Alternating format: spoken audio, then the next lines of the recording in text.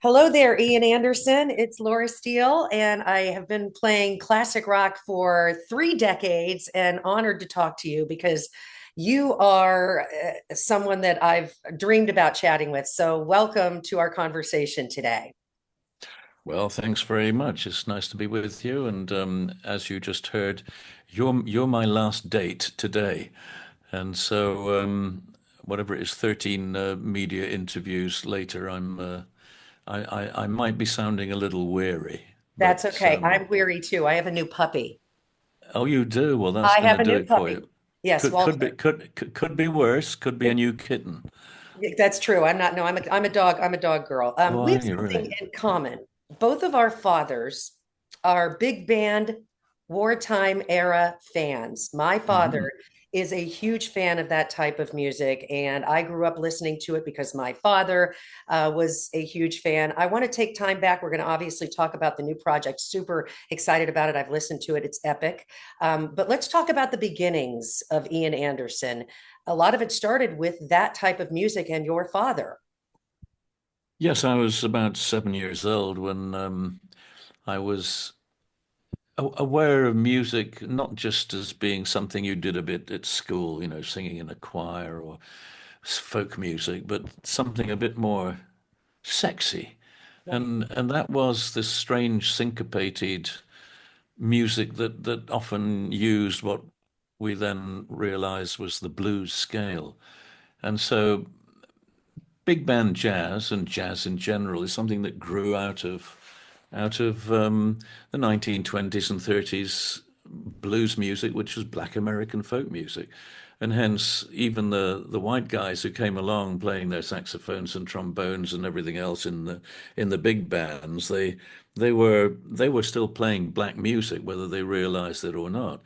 But it was being polished and refined in a way that I think was very special in that period of time. So I grew up having an awareness of it, listening to it when I was allowed to play those early shellac records at 78 RPM and risk breaking them or destroying them with a blunt gramophone Look, needle. But I was allowed carefully to play that stuff, and it was, I guess, 2 years later. I was nine, I think, when my brother had emigrated to Canada, your 51st state, and he'd sent me as a gift for my birthday a rock and roll record, and and I kind of thought and hoped it would be one of the early Elvis things, something a bit raunchy and dangerous. But in fact, he sent me Bill Haley and the Comets, which was just insipid and, really just disappointing. And right. it kind of put me off for a while. So it was only later on, as a young teenager, when I heard Muddy Waters and Howlin' Wolf and a whole bunch of other guys, that I got re-energized in terms of music, which was going to lead me towards wanting to try to become a professional musician. Not a professional blues musician, because I didn't want to try and make a living out of imitating people and a culture which I had huge admiration and respect for, but I didn't think I was up to doing it. I didn't Right. feel right about imitating. And so it was an opening of a door to start off in '68 as a progressive blues band. Right. But I wanted to do other stuff. I wanted to have influences that were closer to home from Europe, because I'm a European. I wanted to have elements of classical music and folk music from different parts of particularly Europe. So that's what I began. After the first album, I began to utilize those broader influences on the Stand Up album in 1969, which is when we first visited the USA. Wow. We go back to 1969 and we fast forward to 2025 and a Jethro Tull album, Curious Ruminant. Oh my goodness. The album takes you through such a journey. I want to talk about a few of the cuts on there that stood out to me. Interim Sleep, which is just, I mean, I lost my mother a handful of years ago. It really spoke to me, and it's a spoken word type project for you there in that particular cut. Tell me a little bit more about that from the album. What the album as a whole is a more personal look, lyrically speaking, at some of my own viewpoints and thoughts and ideas. Usually, I'm an objective writer. I tend to write about people and circumstances from a more position of standing back a little bit and being objective. But on this occasion, I found myself from the first song onwards being a little more personal in the use of pronouns, the I's and me's rather than he, she, or it. And I think having done the first song, I continued in a similar way to try and make things a little more personal, but without sounding like I was lecturing or preaching to people. I'm not trying to persuade people to my point of view, but just literally to unveil a little bit more of a personal viewpoint. So that was the shape of the record as a whole. And I think the songs seem to hang together under that general umbrella. And so when I finished the second song, I didn't have a title for it, and I thought, well, lyrically, this is me talking about myself, really. So I thought curious and ruminant, meaning ruminant, the contemplative person, rather than the mammal who chews the cud, throws it up, and has a second helping. I am a contemplative person, and since I was a child, I like to learn and acquire new knowledge on a daily basis. Mhm. And having acquired that knowledge, I like to mull it over in my head, think it through, and see what it might mean to me. And so Curious Ruminant became the title of that second track and lent itself to be the title of the whole album, which I'm just looking at an email that just came through from a record company saying that at the end of the first week, we are number 2 in the German national album charts Whoa. and number 1 in the UK rock charts and number 3 in the. Can you believe they have a physical chart these They days? have a Because physical chart. Oh, the somebody physical worked on that.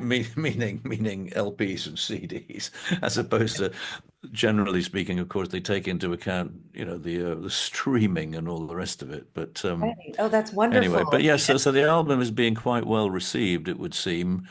And mind you, having said all that, it's only number 26 in the Belgian album chart. We'll work on. I'll tell my Yeah, Belgian we followers we to yeah get we on. stiffed in Belgium. Yeah, okay. We'll work on that.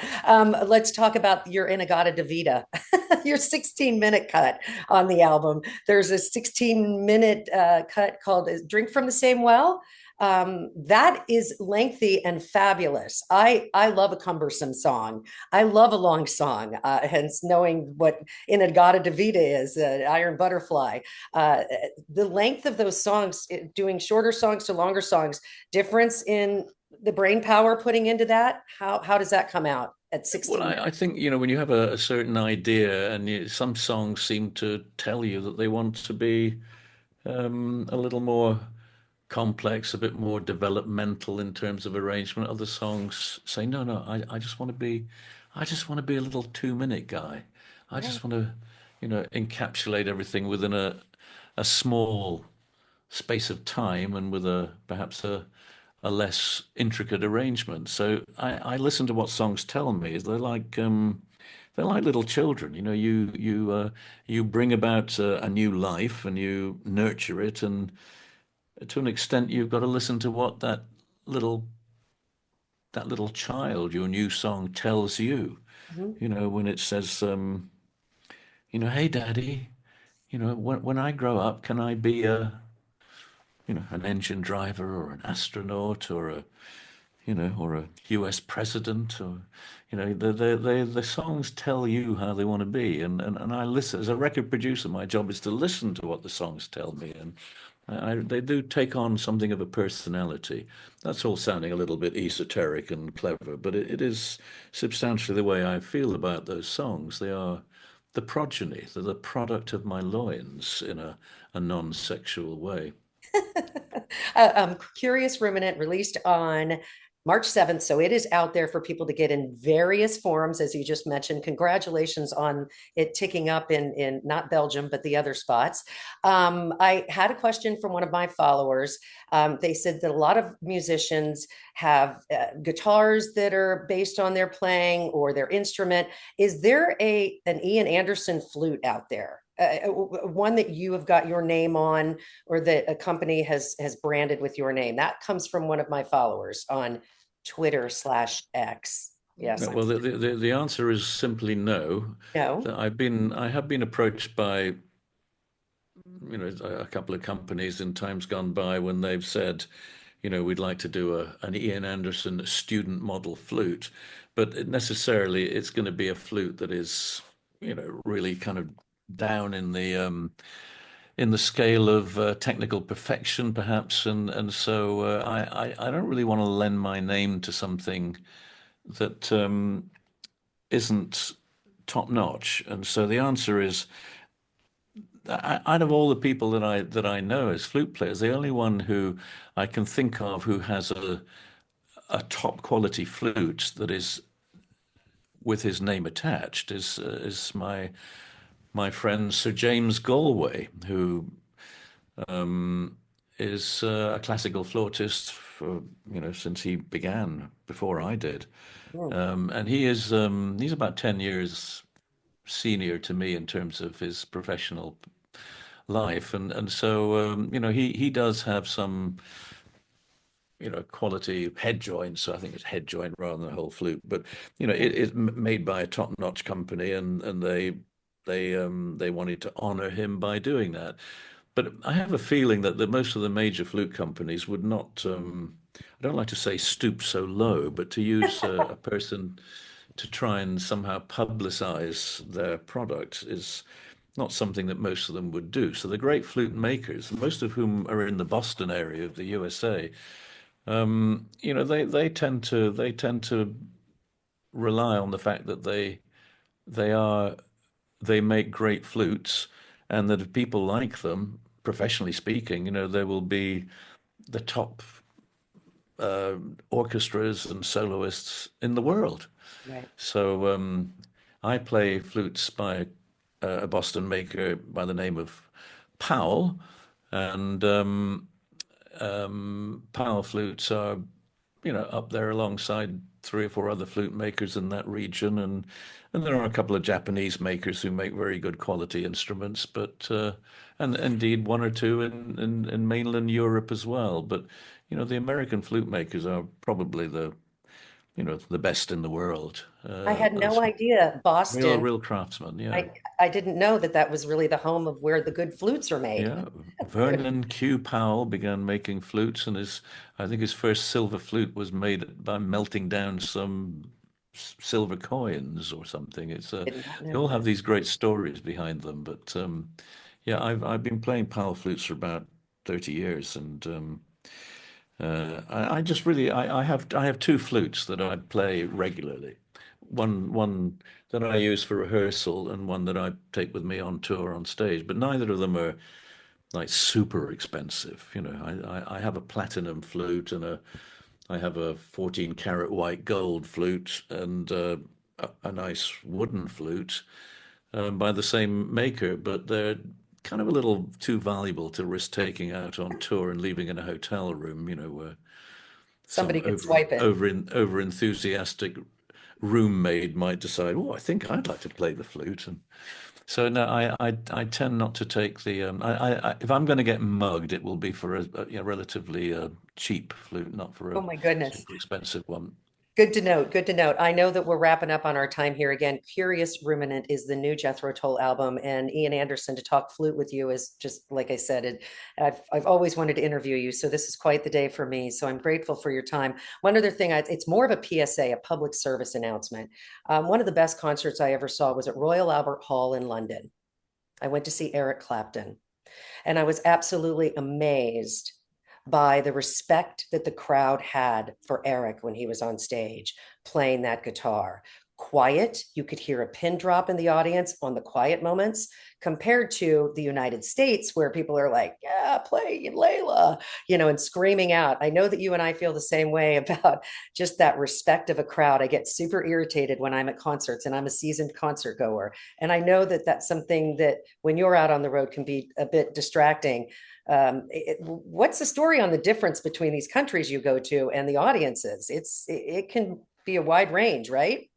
Well, I think it's always bad to stereotype audiences according to nationality, but and I can give you an example of how in the London theatre these days, I know many actors who are really upset. They walk on stage on a serious play, and there are people getting out their phones and trying to video it or taking selfies, in the middle of a serious theatrical drama, and they get really upset, as I can well understand that Right. it's not anything goes in some people's minds, but you've got to have respect for the performers and the sensibility of the environment and what it's about. So, sitting eating popcorn during a Shakespeare play is really not a good thing to do. No. You know, Rude. let alone getting your phone out and doing whatever. So it does happen even in London and on the theatre stage for serious, traditional and important drama. At concerts, it depends who the artist is and where it is. I tend to play seated audiences, and I played in the Albert Hall lots of times. I've never had people whistling or shouting or being obnoxious in the Albert Hall, but it changes with changing times and changing attitudes towards particularly the use of cell phones and particularly the degree to which people will make a noise of their own, especially in the quiet moments. Brazil, where I was in Brazil last year, and I'd forgotten just how noisy the Brazilians are, and sometimes not in a nice way. Right. They'll whistle and hoot, and even if there's something, if you play a song and somebody doesn't, just one person in the audience think, oh, I don't like that one, so they boo, woo, and I you, can't imagine that come on, happening to you. guys. But people will do that, and it's really, really not a nice thing to do. So I think having respect for the artist. If you go to see the very final Black Sabbath concert this summer, where my old pal Tony Iommi will be playing, I expect In the audience will Birmingham. be really noisy and loud and shouting, but that's okay. It's Black Sabbath. It's heavy metal. That's okay. But if you're coming to a Jethro Tull concert, I think you should probably leave the phone at home or at least in your pocket. Okay. Well, thank you so much for your time today. I know that you've had a long day of interviews, and I'm happy to have you save the best for last. I mean, I feel like I get you as the best for last. So I'm super excited to have had time with you today. Ian Anderson, Curious Ruminant is out there now. Congratulations on what you read via email to us while we were here in this interview live. I love that. And I hope it just keeps ticking up. And I can promise you, I'm getting the word out about it because I'm super impressed. And it's been a Yeah. pleasure to chat with you. And the last email which I just got from another guy at the record company said, "Congratulations, number two in Germany is a great result." But he says, "Damn you, Gaga," meaning that Lady Gaga is number one in the German charts and kept us from being number one. So he's saying, "Damn you, Gaga," Well, we'll work on in that. in a in a Okay. in a serious German accent, by the way. So, I'm sure. Well, Ian okay. Anderson, what a pleasure. I hope you have a great rest of your Yeah. Friday. Thank you. Take care. Bye bye now. Bye bye now. Bye, guys. Thanks.